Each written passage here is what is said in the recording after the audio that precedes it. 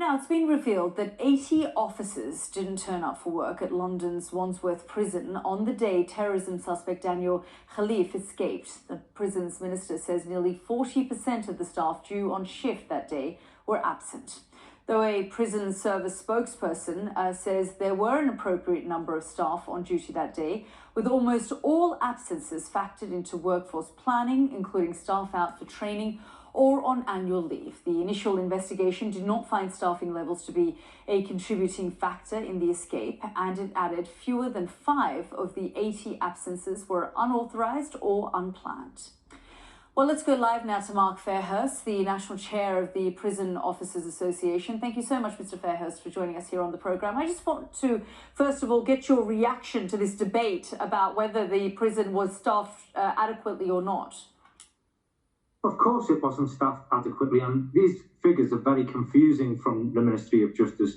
They're saying that 120 staff were on duty, but we were 80 staff short, which means there should have been 200. I can confirm that on the morning of the escape, there were only 84 prison officers on duty at Wandsworth Prison, clearly not within tolerance levels and clearly not safe. Well, they're pushing back and saying actually everyone was accounted for. These numbers have nothing to do with the actual escape of this prisoner.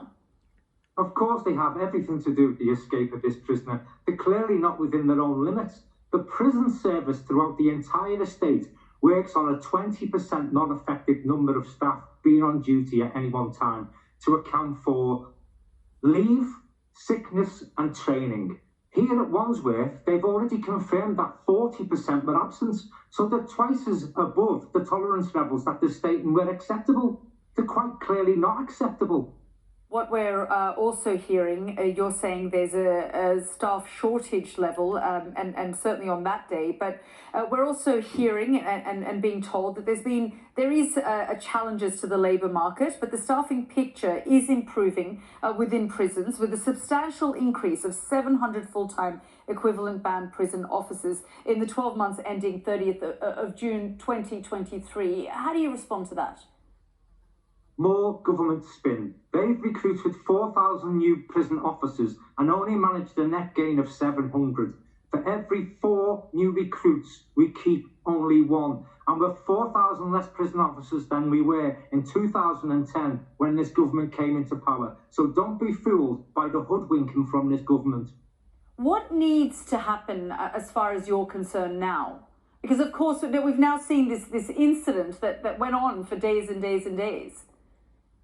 For one, we need to vastly increase prison officer pay. If I said to you increase the basic salary of all prison officers by at least £10,000 a year, that would be about right. That would give us the ability to retain staff and recruit staff.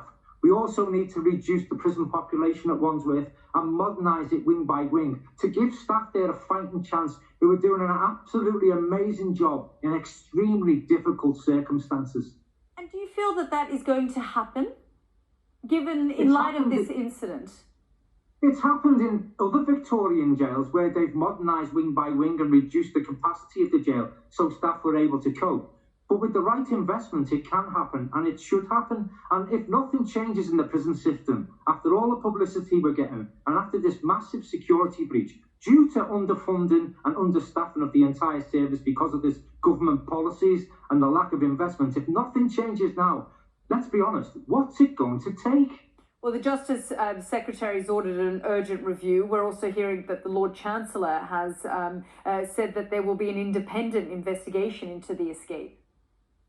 Well, that's welcome, but the POA are calling for a royal commission into the entire criminal justice system because this government have absolutely decimated every public sector workforce.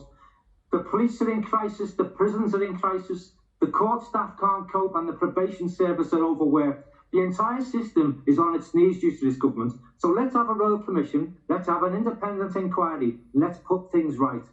Mark Fairhurst, thank you so much for joining us here on the programme. That was Mark Fairhurst, National Chair of the Prison Officers Association, speaking.